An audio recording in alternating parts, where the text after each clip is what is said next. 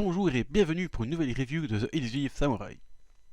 Le tome 10 nous avait laissé en plein milieu de la bataille de Kosesashi, qui a actuellement plus l'air d'un Grand Prix de Formule 1 médiéval, avec la course aussi épique que hippique à laquelle participent Tokiyuki et Imagawa.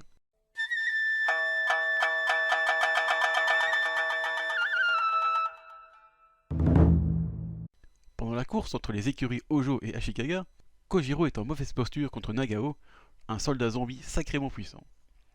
L'intelligence de Yusei Matsui ici, ce sera de faire briller Oshina, venu en aide au jeune garçon en difficulté. Ce dernier ayant eu déjà son moment de gloire en vainquant Shibukawa à Onakage, pas de Reddit ici. De plus, Yusei Matsui place une petite leçon pour Kojiro qui doit apprendre à demander de l'aide quand il le faut, le tout avec humour. J'ai vraiment bien aimé cette amusante interaction entre Oshina et Kojiro, surtout qu'on a peu l'occasion de voir Kojiro faire de telles expressions gaguesques. Oshina a d'ailleurs eu raison de remplacer Kojiro, car le général de Sua semble beaucoup plus à l'aise et assène rapidement un puissant coup de sabre à Nagao, ce que Kojiro n'arrivait pas à faire.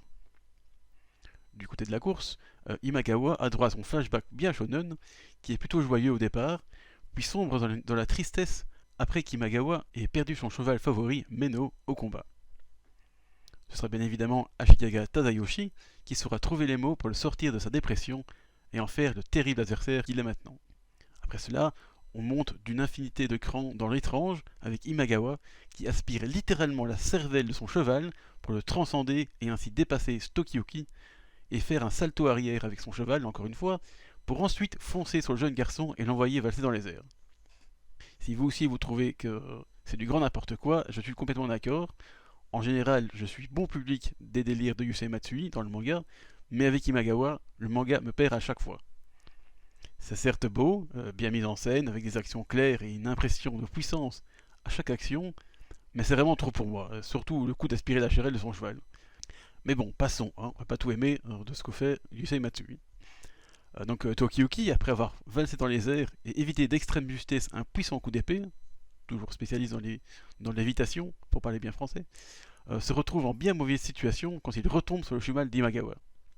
Mais soudainement surgit face au vent le vrai héros de tous les temps, Fubuki Moran. En tout cas, ça c'est ce que dit la chanson.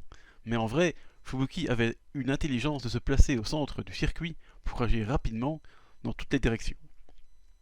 Le sabreur aux deux lames, profitant qu'Imagawa s'est arrêté, pour lui asséner une technique assez incroyable appelée mal inversé, qui entaille donc profondément Imagawa en plusieurs endroits. Le général Ashikaga, voyant la mort arriver, se repent alors de ses mauvaises actions, ce qui entraîne de la compassion de la part de Tokiyuki.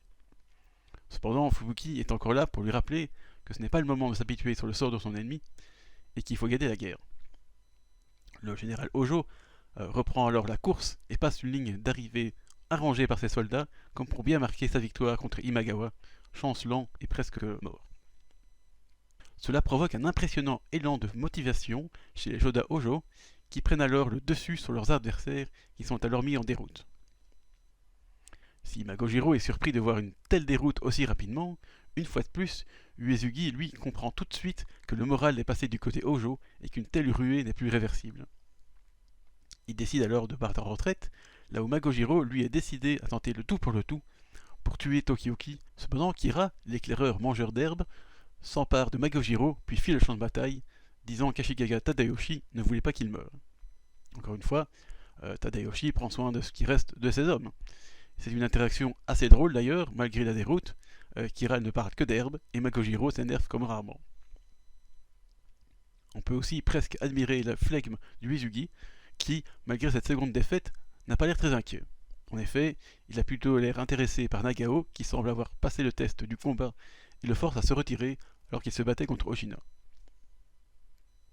Quant à Imagawa, il meurt auprès de ses hommes, qu'il conjure de fuir, et c'est là la première fois qu'on voit le général Ashikaga se soucier de ses hommes.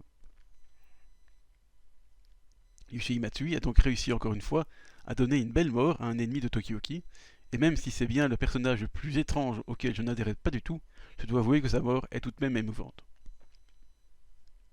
Et de l'émotion, il y en a aussi dans le Kojo forcément, car après avoir fêté la victoire avec ses hommes, Tokiyuki n'oublie pas de ménager ses insaisissables en remotivant Fubuki et en lui assurant de sa confiance éternelle malgré sa filiation avec un clan mineur des Ashikaga. Ça fait un peu force de l'amitié, shonen, tout ça, mais comme je l'ai déjà dit, Yusei Matsui n'en abuse pas du tout, donc ça passe très bien, surtout si c'est Tokiyuki qui le fait. De plus, ce n'est pas le seul à lui faire autant confiance, car Yorishige déclare qu'il n'aurait jamais accepté la stratégie de Fubuki si cela ne venait pas de lui, et vu comment le prêtre de Suya est protecteur avec Tokiyuki, ça en dit beaucoup sur la confiance qu'il lui apporte. On passe ensuite de l'émotion à l'humour sous la ceinture avec Gemba, qui a une méthode d'interrogation des plus odorantes, qui consiste bêtement à péter à la figure du Tengu capturé précédemment. Ce n'est évidemment pas très relevé comme gag, hein, mais c'est très japonais en fait quand même. Mais ce qui est intéressant, c'est que Gemba tente de convaincre le Tengu de se rallier à la cause Hojo. Ce serait déjà une proposition surprenante venant de n'importe qui, mais venant du facétieux ninja, ça l'est encore plus. Lui, le farceur un peu décadent, qui a été lui-même recruté par Tokiyuki, alors qu'à l'époque, il était peu digne de confiance. Je trouve donc là qu'il y a un cercle qui se boucle, où Gemba offre le même choix que Tokiyuki lui a donné auparavant. Et Gemba continue, hein, donc, pour prouver sa bonne foi, Gemba dessert même les liens du Tengu, mais ce dernier en profite alors pour s'échapper d'une bien étrange manière. Le grand corps du Tengu n'était en fait qu'une carapace faite de tendons d'animaux, et ce n'est pas tout, car si Gemba ne le voit pas, nous lecteurs voyons qu'il en est sorti une jeune fille, et je dois avouer que je m'y attendais pas. Cette fin de bataille de Kotesashi est donc vraiment pleine de surprises.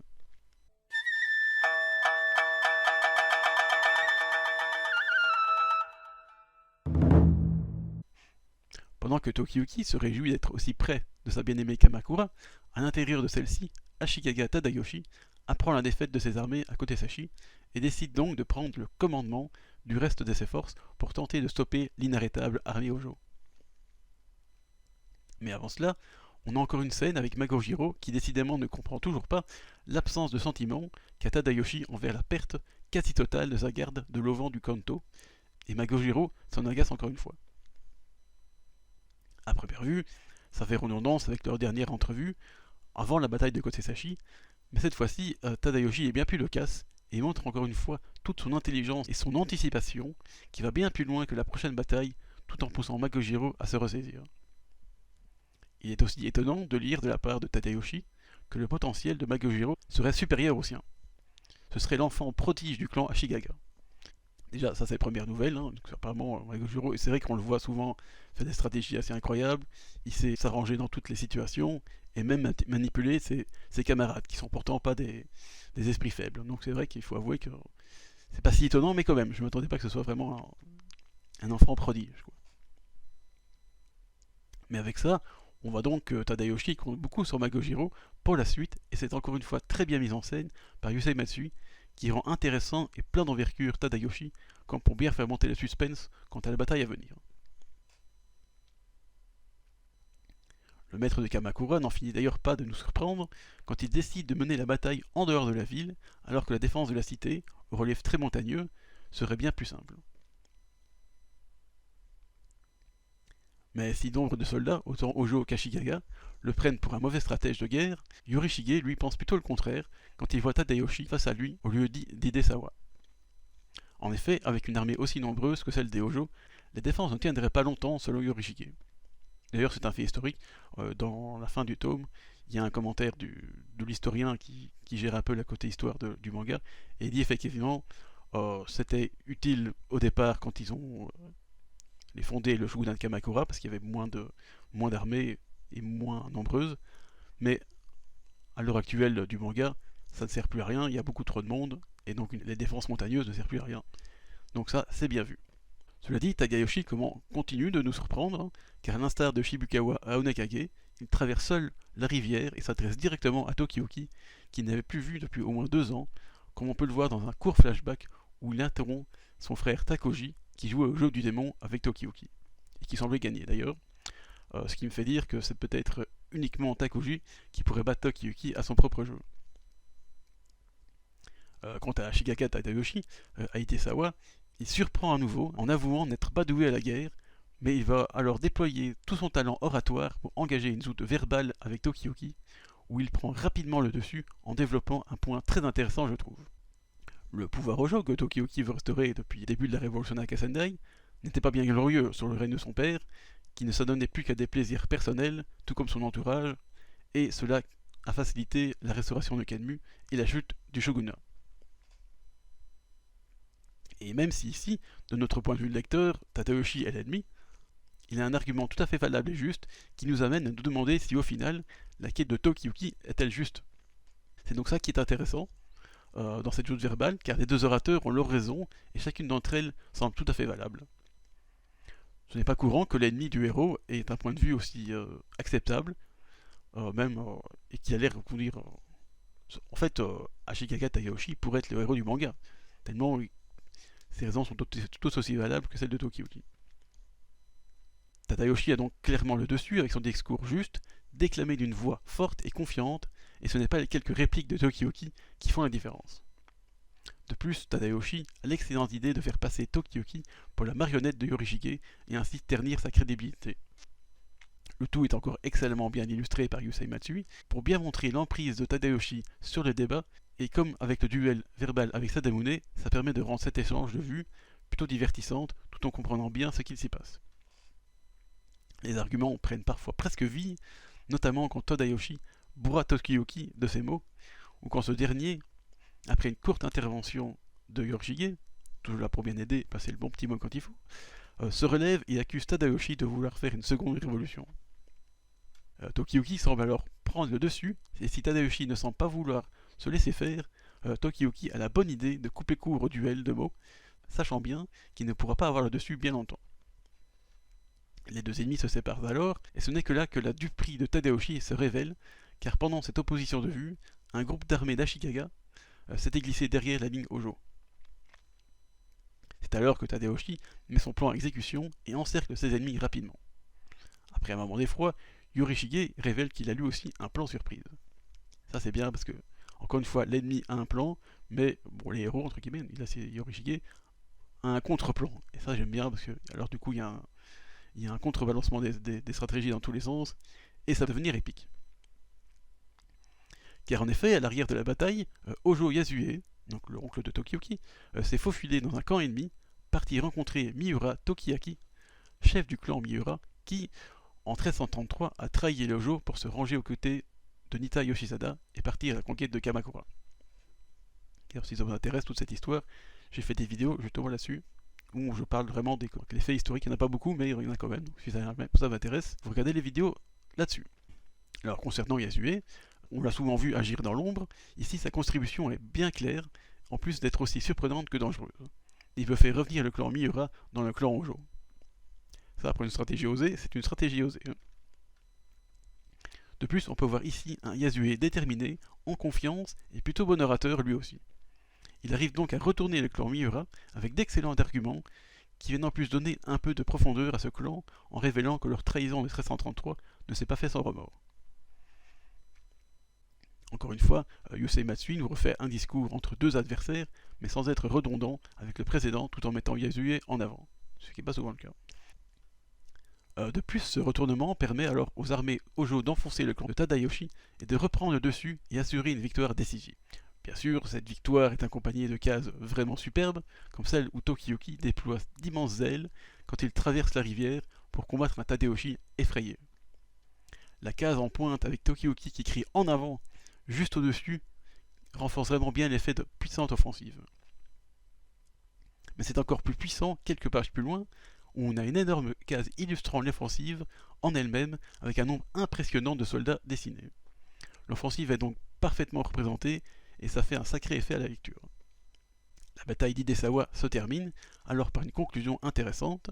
La logique et la raison, ça peut être très puissant et Tadayoshi l'a bien montré, mais ce sont les sentiments exacerbés qui forgent les héros de cette époque, et ça c'est quelque chose que Tadayoshi n'a pas compris, et cela a contribué à sa défaite.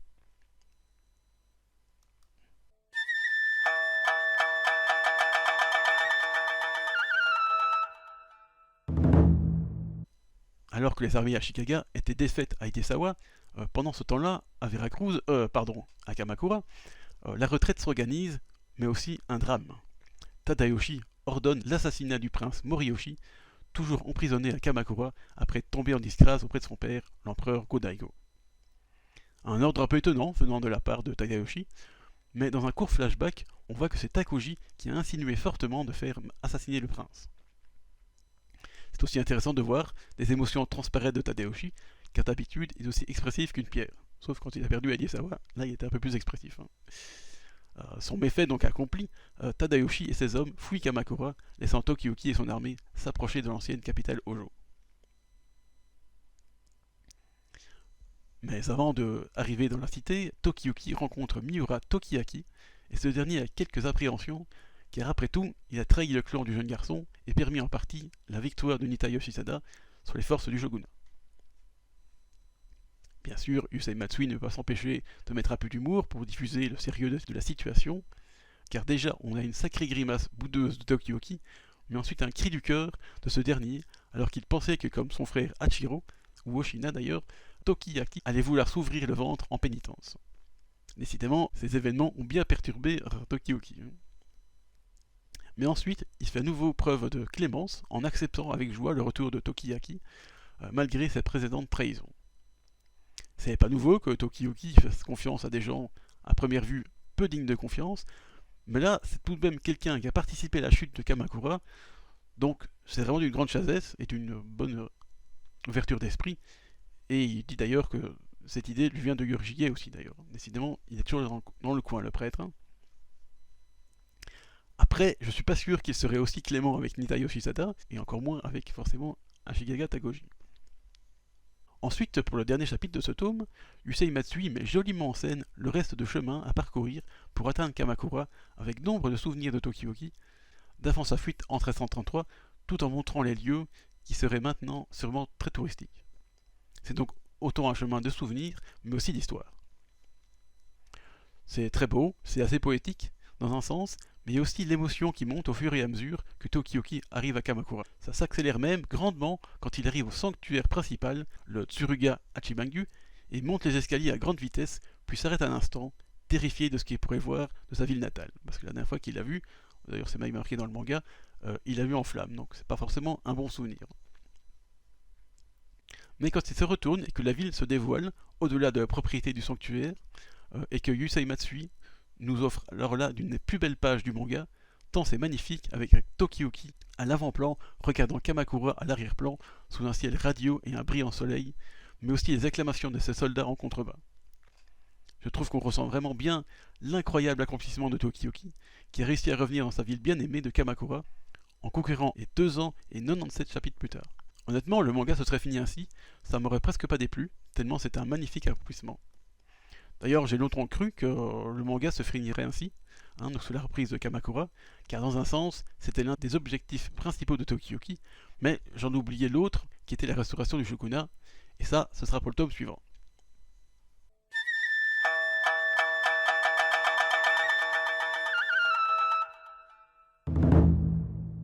Comme dans le tome précédent, il y a encore beaucoup de batailles, avec la fin de Kotesashi et l'entièreté de celle d'Hidesawa, donc peu de moments de répit, mais encore une fois, pas de lassitude non plus, surtout qu'Hidesawa a été une bataille moins développée, se concentrer sur la joute verbale entre Ashikaga Tadayoshi et Hojo Tokiyuki, mais aussi Miura Tokiyaki et Hojo Yasue. J'ai d'ailleurs assez apprécié que Yusei Matsui donne son petit moment de gloire à Yasue, car si ce n'est pas vraiment un combattant, même s'il a combattu Nita Yoshisada il y a 2 ans, mais on voit bien que c'est pas vraiment un combattant, il est plus le général qui donne les ordres. Son aide depuis le début a été indispensable et là est à Hidesawa crucial pour la dernière bataille avant Kamakura. Ensuite, ce tome se conclut superbement par le retour de Tokiyuki à Kamakura, où Yusei Matsui s'est vraiment bien donné pour imaginer une très belle mise en scène à la hauteur de l'événement. C'est donc là-dessus que je vais conclure cette review et je vous donne rendez-vous fin février pour la suite des aventures de l'insaisissable prince samouraï. Au revoir.